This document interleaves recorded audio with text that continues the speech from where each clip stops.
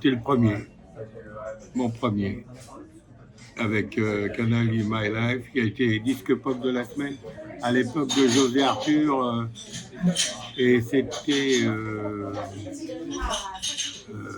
Patrice Blanc-Francard qui faisait la programmation. Et j'ai été choisi à la place pour la... En plus, c'était formidable parce qu'il passait 3 fois dans la soirée, à chaque reprise de l'émission. Il passait 3 fois et toute la semaine. Donc, j'ai eu des retours incroyables.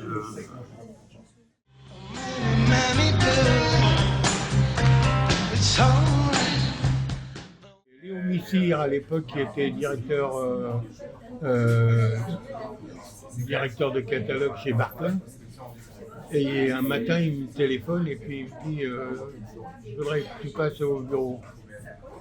J'ai quelque chose à te faire écouter. Bon, je lui dis oh là là, qu'est-ce qui se passe? Et là, on me fait écouter une version que je ne connaissais pas. Et il dit qu'est-ce que tu en penses? J'ai dit ouais, c'est pas mal, mais pas comme ça.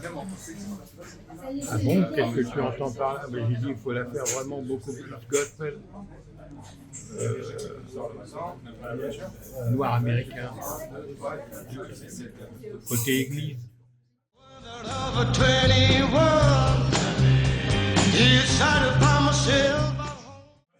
Parce que j'ai commencé comme ça avec le groupe Zoo. Au départ, ça s'appelait La Question. On avait fait Dim Dam Dom à l'époque, et on a fait quelques titres. Et on jouait régulièrement au Club Saint-Germain. Et puis, il y a plusieurs boîtes de disques qui étaient venues nous voir. Et on a signé avec Barclay, avec Bernard de Bosson, qui a été par la suite le découvreur de Véronique Sanson.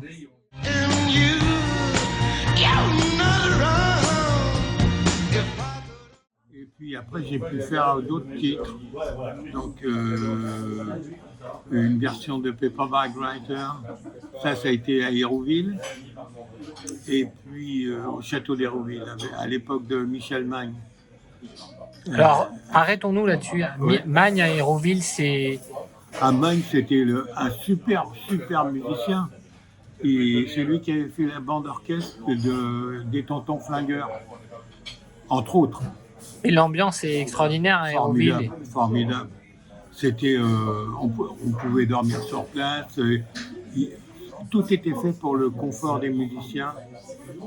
Vraiment, c'était la Rolls des studios. D'ailleurs, les Stones sont venus, Elton John est venu, Jethro Tull est venu. Ils n'ont pas tous enregistré là, mais ils étaient venus essayer le son, etc. Et puis les conditions d'hébergement étaient formidables. Il y avait une cantine avec le cuisinier et tout. Vraiment, c'était le top du top, quoi. Vraiment. Il y a d'autres studios comme ça qui vous ont marqué. Donc Olympique, Hérouville, vous avez été où sinon Oui, à Davos? après, il y avait les studios Hoche chez Barclay, où j'ai enregistré mon premier album. Avec une... Et là, je prenais le métro, la ligne de Sceaux à 8 h du matin pour arriver à 9 h avenue Hoche.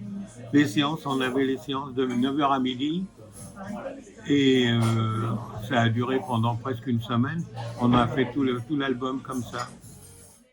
Un des grands studios qui était sur les boulevards des Maréchaux, là, qui a été démoli, studio Davout, démoli. Il y a le studio Ferber qui est à côté, qui sert encore un tout petit peu, mais depuis que Amine est décédé, c'est parti un peu en sucette. Christophe venait enregistrer là au studio B.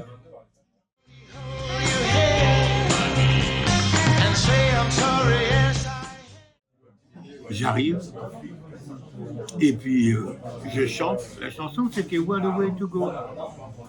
Parlez-moi de lui, la version originale en anglais.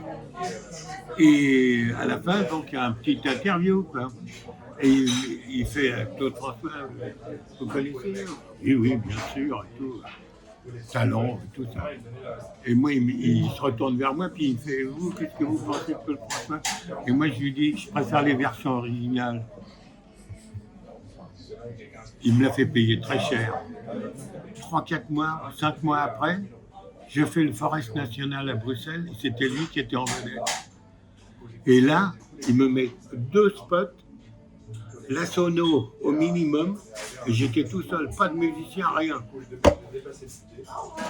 La honte.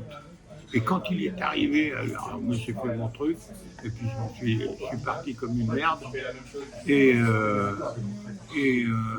lui, quand il est arrivé, les lumières, tout le bazar, les musiciens à donf, évidemment, les tout petites pétasses.